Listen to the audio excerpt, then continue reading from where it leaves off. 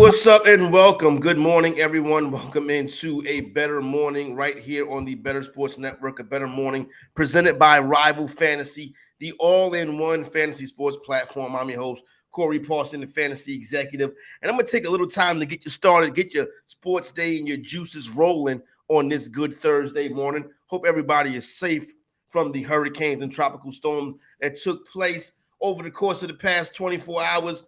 Coming up on the program today, got a big-time top 10 college football matchup taking place on Sunday night between the LSU Tigers and the Florida State Seminoles.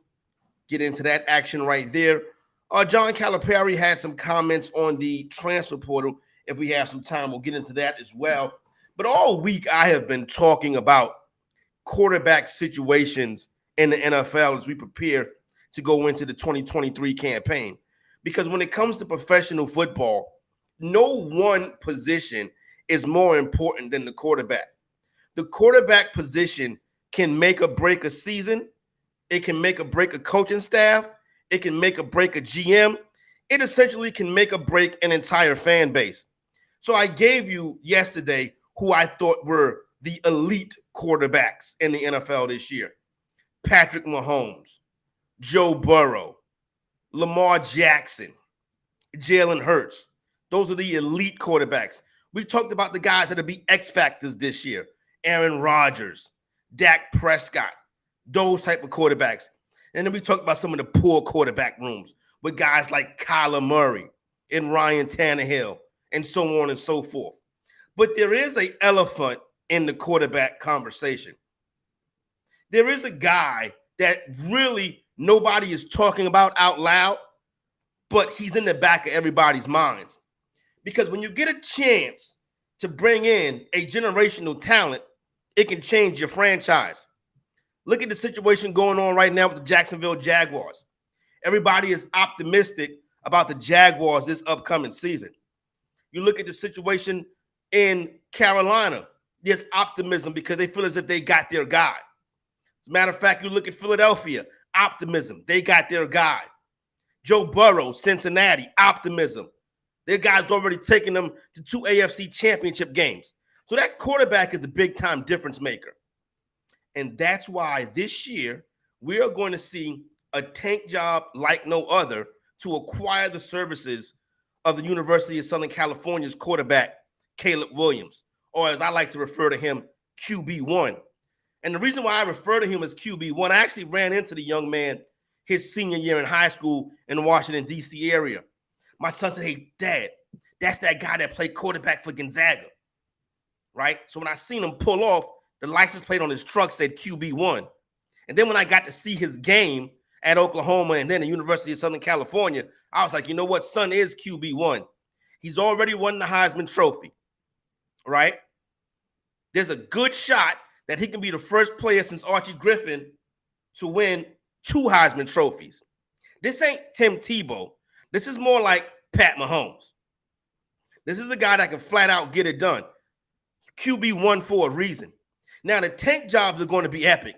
So when you look around the NFL, obviously the first team that would come to mind is the Arizona Cardinals. Yeah, they got the mayor of Munchkinland and Kyler Murray out there, but you know they wouldn't mind getting big bad Caleb Williams on that team. As a matter of fact, they're going with Josh Dobbs and Clayton Tune. They're already playing their hand. They're showing you what they're going to do. They're going to be in the mix to try to make it to the bottom of the pack so they can get a franchise quarterback because they don't have one in Kyler Murray. You look at a team, for example, like the Tampa Bay Buccaneers.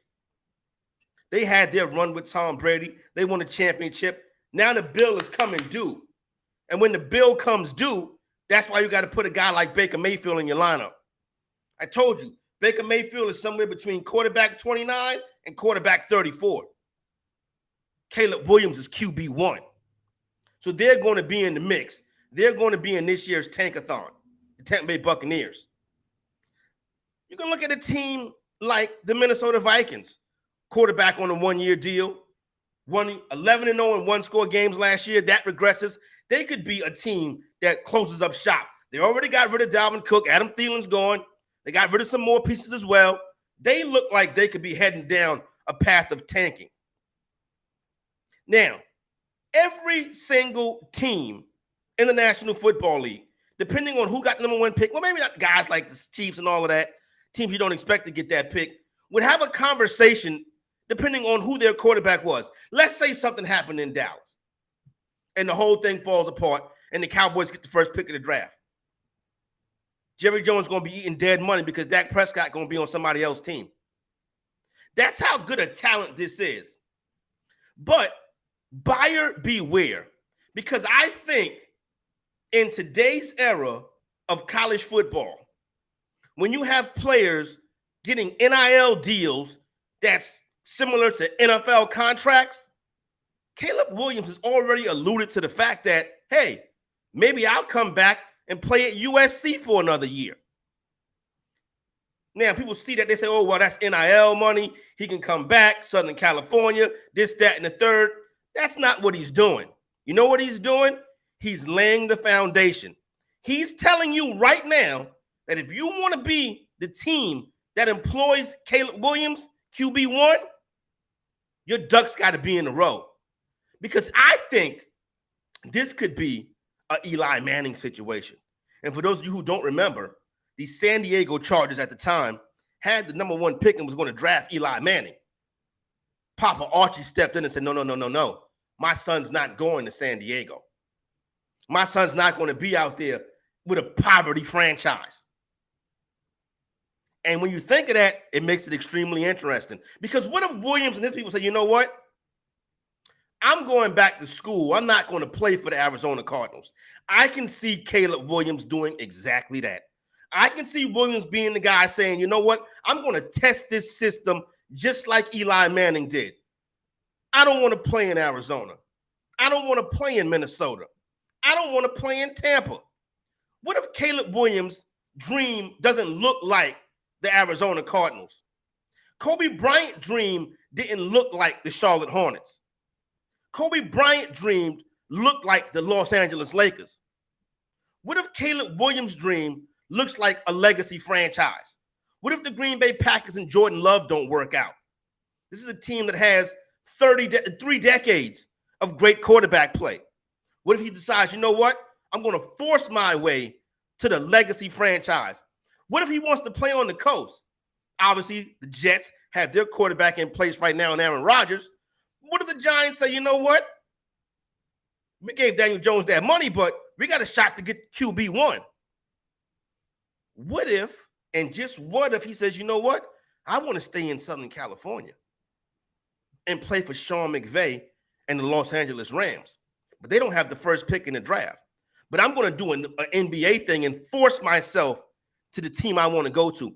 Because you see, I can 100% see Caleb Williams pulling a trick like this. And you know what? I don't think the NFL will have a problem with it. Because if you're Roger Goodell, where do you want QB1? You want him out there in Tampa in the NFC South? Yeah, Tom Brady went there and they won a championship. The head coach is Todd Bowles. Do you want Caleb Williams in Arizona? You see how they ran that franchise into the ground, giving Kyler Murray that money? Do you want Caleb Williams hiding in Arizona? Small market team? Or do you want Caleb Williams in Los Angeles? The NFL has always said they got an LA problem. Yeah, they got 2 teams in Los Angeles now, but do anybody care about the Chargers? They got a top quarterback in Justin Herbert. He can't get out the first round of the playoffs. We know Sean McVay can take teams deep. We know Sean McVay is an offensive guru. What if the LA Rams and Caleb Williams be like, listen, this is a match made in heaven. Movie star, Caleb Williams, playing for the LA Rams, saving the NFL's reputation in Los Angeles. I can 100% see it happening. So yes, QB1 is the QB elephant in the room because he's the guy that actually has the power to shake up the entire system. Because everybody, we can just go through the teams right now. The Commanders would take him 1. The Giants would take him 1. The Cowboys would take him 1. The Eagles got their guy. The Packers would take him. The Lions would take him. If the Bears, who won 3 games last year, get the first pick of the draft, see you, Justin Fields. The Vikings would take him. The Saints would take him. The Bucks would take him. The Falcons would take him. Carolina may give their guy a little bit more of a shot. Arizona clearly would take him. Hell, Seattle would take him. The 49ers would take the whole NFC, besides the Philadelphia Eagles, would be in on this guy. The NFC is weak in quarterbacks anyway. You don't want Caleb Williams in Denver making another AFC powerhouse. I know Sean Payton would like that, though, because I tell you he don't want Russell Wilson there. Maybe Denver's a team looking to go on a tank job. Sean Payton pull the plug. Russell Wilson, you a bum. Sit on the bench. I'm going to go get Caleb Williams. QB1 is the quarterback elephant in the room. And your favorite team, you may think you got your franchise quarterback. You may think you're in a good position. And then, boom, Caleb Williams pulls a fast one, and all hell breaks loose. And I guarantee you Roger Goodell and the NFL would be cool with it. Now, chaos could break loose this weekend at your fantasy football draft. But you want to make sure that doesn't happen. So how do you do that? You start a free 7-day trial of Fantasy Alarm's All-Pro subscription and get the Fantasy Football Draft Guide and Cheat Sheet for free. Start a free 7-day trial of Fantasy Alarm's All-Pro subscription and get the Fantasy Football Draft Guide and Cheat Sheet for free. Now, got a big weekend of college football coming up this weekend. We're past week 0. We're into week 1. Talked earlier this week about the big showdown on Saturday night, the border war between Carolina and Carolina. Big game this weekend. Got a couple other big games on the slate tonight. You get Utah and Florida running it back from their opener last year where Anthony Richardson won the game. Now Anthony Richardson, Indianapolis Colt. But the best game of the weekend is a top 10 battle in Camping World Stadium in Orlando, Florida, between the LSU Tigers and the Florida State Seminoles. Top 10 battle. Heisman Trophy contender quarterbacks on each of the teams. This is going to be one of the best early season college football games. It's a lot of great games on the slate this year. Like you can see this type of top 10 battle again when LSU and Alabama play. You could see it with Notre Dame and Ohio State. You can see it with Notre Dame and USC. But right now we got one to kick it off. LSU comes into the game as a 2.5-point favorite. The total is 56.5 on this one. This game is about quarterbacks, and it's about the trenches. On LSU side, Jaden Daniels, Heisman Trophy candidate, quarterback. On Florida State side, Jordan Travis, Heisman Trophy candidate, quarterback. The winner of this game will have an inside track at the college football playoff. This is as big as it gets to kick off the season. Now, right now at the sports books, there's heavy betting on the LSU Tigers. Numbers still opened up 2.5. Numbers still sitting at 2.5. If this number does not move to 3, I'm going to find that very interesting because right now everybody's on LSU. And I'll be honest with you, the sharp betting public likes LSU in this game, and they like LSU to win the national championship this year.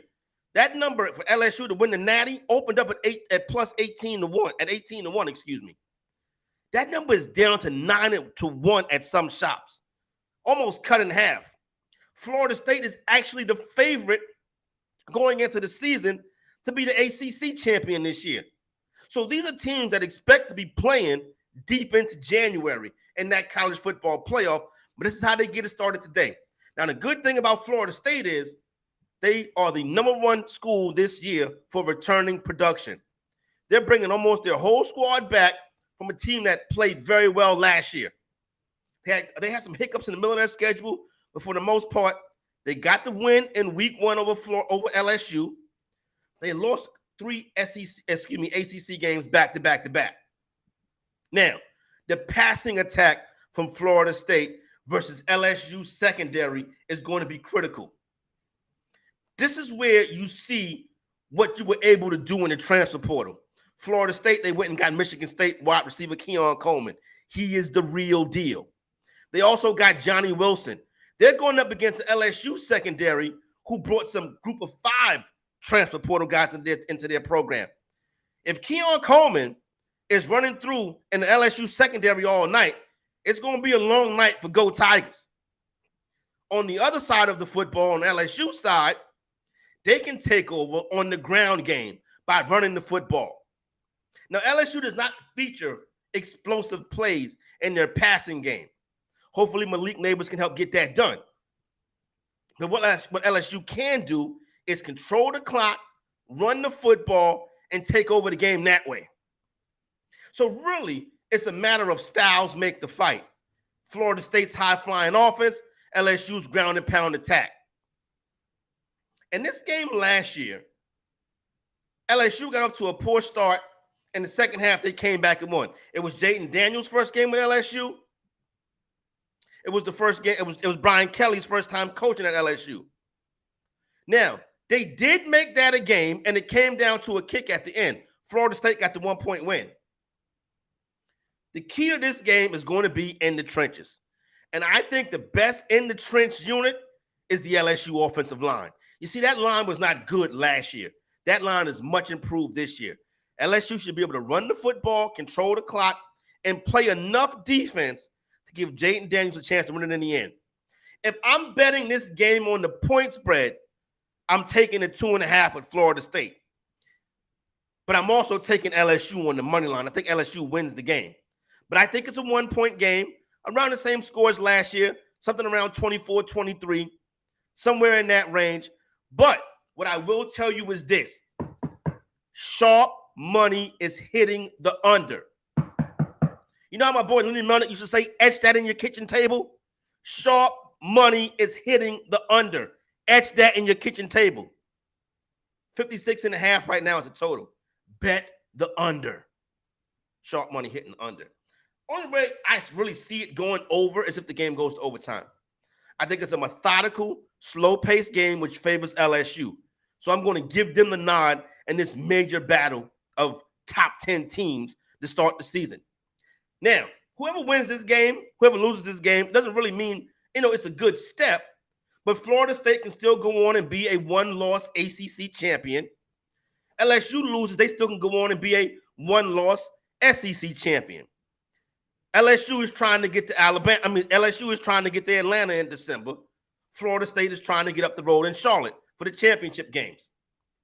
There's going to be some pits and landmines in between, but the winner of this one is set up pretty good. The loser is not set up that bad. But if it comes down to a situation where we're trying to figure out the last team to make the college football playoff, this game could end up coming back to haunt the loser in that scenario, and likely that scenario only. That's a big-time matchup. Once again, under 56.5 is the sharp money, and I would take LSU on the money line. Maybe you want to parlay those LSU and under 56.5. Everybody go and have their fantasy football draft this weekend. I want you to enjoy yourself and have a good time and get that free 7-day trial from Fantasy Alarm. Print out that cheat sheet. Go to Buffalo Wild Wings, hang out with the fellas, drink a couple beers, have a good time, get back home safe, watch some college football, and get ready for the upcoming season. Right quick, let me check my chat right here. Okay, very good. All right, shout out to everybody over at Rival Fantasy for sponsoring this program, A Bettor Morning. They are a spot where you can go and you can play in some fun DFS contests. Rival Fantasy, the all-in-one fantasy sports platform. Now, before we get up out of here for the day, I want to talk about my man John Calipari, Coach Cal. Shout out to my man Coach Cal, Mr. One and Done. Over the offseason, when, after the NBA Finals and it was like no sports on TV, I watched that One and Done 30 for 30. This guy is so well liked, right? What I like the most about John Calipari is he never tried to, how college football coaches hide their shenanigans? John Calipari is right out in front. He said, listen, rules allow me to do this, I do it. On ESPN the other day, he made a comment about the transfer portal being like one and done. Now, when John Calipari gets on his high horse to talk about issues in college sports, it kind of go in one ear and out the other. You were Mr. One and Done. You took advantage of the situation. Now situations allow for the transfer portal. Don't complain about people taking advantage of the situation. It is what it is. You had the ball in your court for a long time, and your team has struggled recently, to be honest with you. At one point last year, they were talking about getting rid of Coach Calipari. This year, though, he does come back with what should be the number one team in the nation. Coach Cal will be back in the Final Four this year. Now, he did say something interesting, though, about the transfer portal. He said you're going to have a college sports landscape where you're going to have 18 and 19-year-olds playing against 26 and 27-year-olds. And you know what? He's 100% correct. Because with all of this transferring and kids having more and more time of eligibility, then basically you're going to have what you saw it last year. You saw last year that which teams had players 26 years old. Look at Sam Hartman in Notre Dame. The more you jump in and out this transfer portal, the older the players start getting. Like right now, the quarterback for South Carolina Gamecocks, he's only 22 years old. Been playing college football since before the pandemic. Transfer here, transfer there, transfer there. And Spencer Rattler still has a year eligibility left. At some point, the players are going to start getting too old. So basically, a guy like Rattler, who should have been drafted 2 years ago, can say, okay, I got $7 million in NIL this year. I mean, seven-figure NIL this year. 1 more year, 7-figure NIL. I don't have to go to the NFL now. I can make $3-4 million in college and be good. What sense does this make? Why do we want 26-year-old men playing with 18 and 19-year-olds? Coach Cal is right about that. The discrepancy in the ages of the collegiate athletes is going to be a thing that needs to be looked into over the course of the next couple of years. Now, I want to thank everybody for rocking with us today. Do got a college football game tonight, big one, Florida and Utah. Right now, Utah is about a 6.5, 7-point favorite. I would lay the number with Utah. Utah is a very tough place to play, particularly at night, particularly in a moment like this where you have a big game, nationally televised to start the season off. You're bringing in a rival from the SEC across the country, the Provost. Yeah, I like Utah to roll tonight. So take that one right there. Good luck in all your fantasy football drafts if you got one tonight. Got plenty of content coming up on the network for the rest of the day. As a matter of fact, coming up next is Sportstopia Fire and Ice at 9:30 a.m. Eastern with Drew Silva and Chris Crawford. Interestingly, a couple of dudes I used to work with at NBC. Anyway, with that being said, it's time for me to say farewell. For the lovely and talented Heather Klein, I'm the fantasy executive, Corey Parson, wishing you a better day.